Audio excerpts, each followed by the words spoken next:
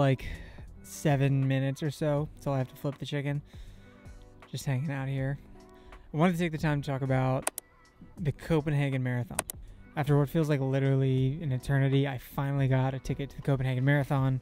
So January of 2024, I reached out to some of my best friends, asked my wife, and I pitched them on the idea of going to Copenhagen, Denmark, on like a 9-hour flight to run a marathon and spend like a week there. What's actually crazy is flights round trip from the East Coast were like $600, so it was kind of a no-brainer. So to my surprise, everyone gave it the green light. We bought our flights and we were going to spend about a week in Denmark. Because I am dumb and because I procrastinate, I thought, oh, well, I'll just sign up for the marathon, you know, a couple days from then. And miraculously, for the first time in its entire history, the Copenhagen Marathon sold out. So they said that there was going to be a reselling platform, so I kind of just hedged my bets. So from January until now, I've been training for a marathon that I wasn't sure if I was going to have a ticket for, but I had tickets to fly to that country. So, you know, bare minimum, I would be really fit by the time I go to Copenhagen. And then hopefully I'd be able to actually get a ticket. Otherwise, I'm just going to be watching other people run a marathon. So, but by the grace of God, after months of waiting, I finally have a ticket to the Copenhagen Marathon. And if you don't know me, that might not seem like a big deal, but I'll kind of explain the whole situation on how we got here. For the purpose of this video, I wanted to explain my plans for the marathon, a little bit of backstory on how we got here. If you don't know me, I'm Brady. I'm from Baltimore, Maryland, in the United States of America, not Scandinavia, and I'm going to be running in just a couple weeks now. But at the start of this year, I decided I was going to run a marathon for the first time in 7 years or so. I've run one marathon before. I ran the 2017 Baltimore Marathon in a wicked fast 4 hours and 59 minutes. All I wanted to do was finish, first of all, because it was my first marathon.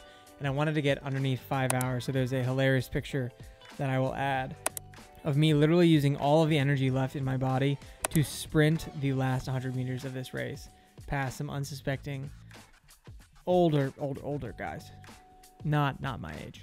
But that was in 2017, and I ran that on a complete whim. I honestly ran it so that I could impress someone that I was also doing it. They were running, and they said, hey, you should do this. So with about 6 weeks of training, I just about ran across the finish line. And it went basically how you expect most first marathons to go. I trained with Gatorade, and I would stop at little gas stations. I was in college at the time, going to the University of Maryland, and I was doing most of my long runs into DC. So along the way, I would stop at a 7-Eleven and I would like refill a Gatorade, or I would get some sort of food on the way. I was absolutely not concerned with pace, but I did know that I needed to eat food or I just wouldn't be able to make it. I was also on the powerlifting team at the time, so it was pretty intense between powerlifting workouts and then also getting my long runs in. But because I didn't really know what I was doing, I think I was running in the Brooks Launch, just a normal running shoe that I got from a running store. I was doing all of my runs in that shoe. I was doing all the same pace. I was doing basically the same route. When I got to the full marathon, I didn't really have a plan for how I was going to do it. And because of that, I crashed at the 20th mile, and the next 6 miles, I just basically tried to make sure my quads kept moving in front of me. And from miles 20 to 26, it was basically trying to find every medic station I could to help with the chafing and the extreme pain in my quads. So not great, but 7 years later, I wanted to run my second one. So at the start of this year in January, I was looking for a marathon this year, and I chose Copenhagen because it was in May. And in previous years, I've tried to train for a marathon in the fall, and through the summer, I just typically can't find ways to keep training. It's really hard, especially if you're untrained, to find the motivation to get up really early in the morning, especially in a city like Baltimore and the East Coast. It's pretty humid, so if you don't get the run in the morning, you're basically screwed unless you go really late at night. But by that time, I've already eaten dinner and I'm ready to go to bed like an 80-year-old man. So kind of on a whim, I reached out to our best friends and my wife as well to ask them if they were interested in going to Copenhagen on like a week-long vacation, and on the first half of it I would run the marathon. And to my surprise, everyone said yes, so we bought tickets and we had the whole trip planned. Me being the smart guy that I am that doesn't procrastinate at all, I thought, okay, well, we bought our flights. I'm going to give it a couple days and then I'm going to buy the tickets to the marathon. And for the first time in the history of the Copenhagen Marathon, it's sold out. So I had to make the decision because we already bought our flights and we are a little bit cheap. And when I say we, I mean I am cheap, and I didn't want to buy the flights that are refundable. So we had flights to go to Denmark, and I needed to make the decision of, do I keep training in anticipation of potentially getting a resold ticket for this marathon, or do I kind of just scrap it? But if you can imagine, I went for it. About a month into training, running was going really well. I'm using this app called Runna, and it was having me do a bunch of workouts. I was running about 4 times a week, I think.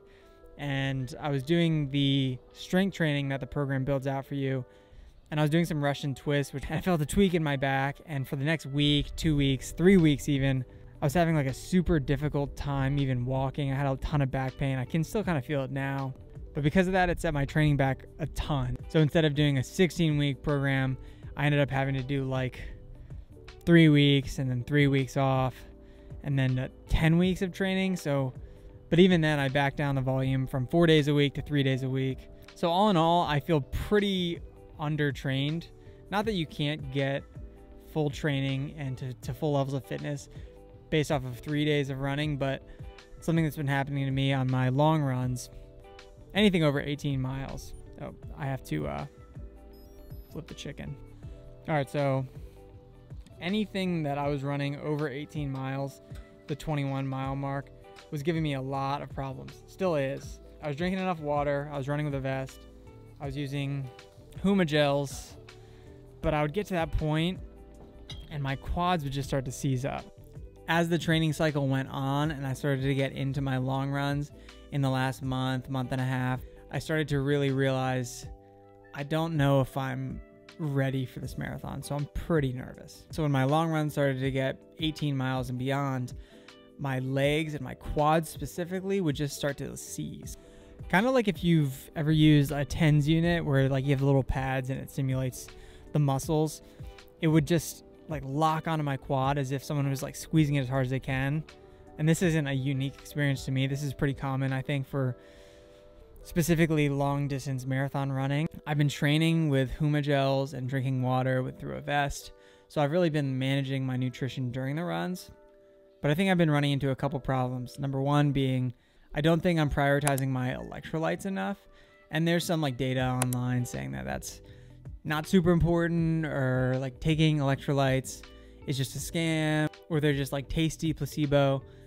I don't know. I'm basically going to do anything that I can at this point to not completely cramp up and hit the wall during this marathon. So I'll take anything that I can get. So that was number one. I need to realize I need to really prioritize my electrolytes.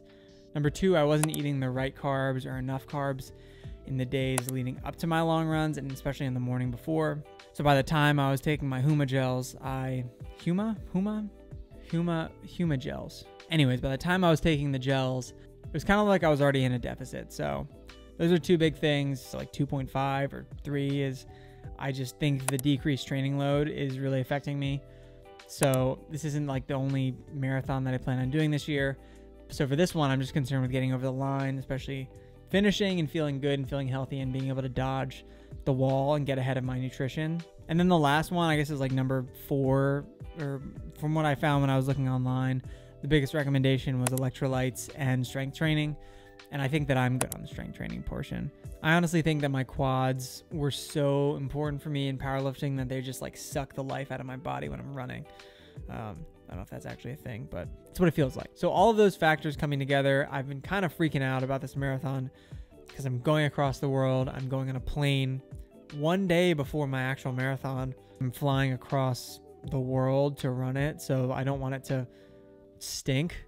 And then also just being on a flight, there's like so many different factors, like how dry it is when you're on a plane. And I know it's not the end of the world, but I do want to take it seriously, and I want to do as well as I can and continue to take steps towards improving from, you know, the 4-hour 59 marathon to whatever this is, hopefully under a 4 hour, and hopefully continuing to run more and more marathons and continue to set personal records. And if that doesn't happen, you know, God still loves me. It's okay. But in order to prepare for this ahead of time, I have been writing down in a note everything that I need to manage. From my packing list, what shoes I'm gonna wear, what socks, shorts, how I'm gonna carry my GoPro to be able to film. So if you've never ran a marathon before and you want to show up knowing what you should do and being able to think through the days leading up to it, not even just your training plan, but just so that you don't have to throw away your months of training. Because the worst thing that can happen is you spend 3-4 months training and then you get to the day of the marathon and you haven't slept enough, you've been moving too much, haven't had enough food, and inevitably you crash. So what I did is I threw together a guidebook for my marathon, and I'm going to link that Notion document in the description of this YouTube video, and I'm going to link that in my bio so that you can click on it and get it. It'll be completely free, but in there you'll be able to see the shoes that I'm wearing, the day-by-day plan ahead of time, making sure that I have everything prepared, my electrolytes that I'm going to be having, the food that I'm going to be having in advance, the particular water bottle that I'm going to be using, socks, underwear, literally every single thing. So if you want to prepare for your own marathon, that document should have everything you need to think of. And there will be little places where you can insert information for the particular marathon that you're running instead of the Copenhagen. The document is for my marathon, but you can insert your own information in it and it will be helpful for you to prepare. So yeah, anything that I'm thinking of, and there's going to be a lot more information than what I'm saying right now, will be in that Notion document, completely free for you to download. So check that out. I put a lot of time and effort into it for myself, but I think it could be helpful for you. So if you do, I love you, appreciate you. But in preparation for the marathon, I'm going to be running in the Saucony Endorphin Pro 3s. If you've found me from Instagram or from any of my YouTube shorts, you'll know that I was looking for a Nike Vaporfly or an Alphafly, and it just never happened. So if you are watching this, Nike, and you want to send me a pair of shoes, especially to a guy who can't even run very fast, feel free to send me those. I'm running in a pair of Under Armour Armor Dry Playmaker socks.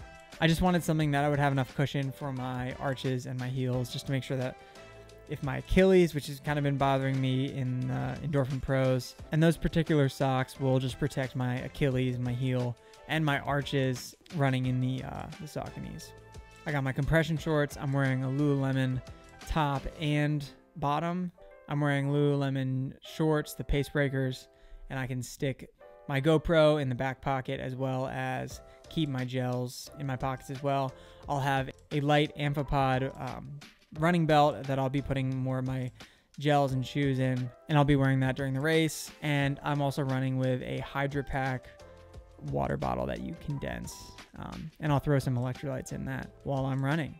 I'll have a pair of sunglasses. I always thought that they were kind of gimmicky to wear those sunglasses, but it does actually help for being able to look forward and not like stare at the ground while I'm running, which is something that I do when I get tired. So I'll have a running hat, one of the running hats that I designed. Hopefully they're going to come in the mail soon. These are going to be prototypes from the Don't Do It Alone merch line that I'm trying to start. I just got a few of them to try out. So that'll be my hat, glasses, shirt, the Metal Vent Tech from Lululemon, shorts, flip belt, gels, water bottle, shoes, socks. And then I have a ton of stuff in the Notion document of how I'm prepping, the food that I'm having, how much water, that is just too much to go into now. So if you're like me and you want to be as prepared as you can for your marathon, whether it's your first one or just the first one that you want to take really seriously, check out that document. Hopefully it'll be helpful. So yeah, that's about it. I'm hoping that in a couple weeks, I'll come back with a video recapping the vacation, the run, time with friends, time to get away, time to rest. So if you made it this far in the video, I really do appreciate you spending the time with me. It means a lot, especially in these early days of starting a YouTube channel. So love you, appreciate you. And I'm trying to remember this, so hopefully you can remember this too. But you and I are more than our running times and how much we can lift. And we are loved by God. So peace.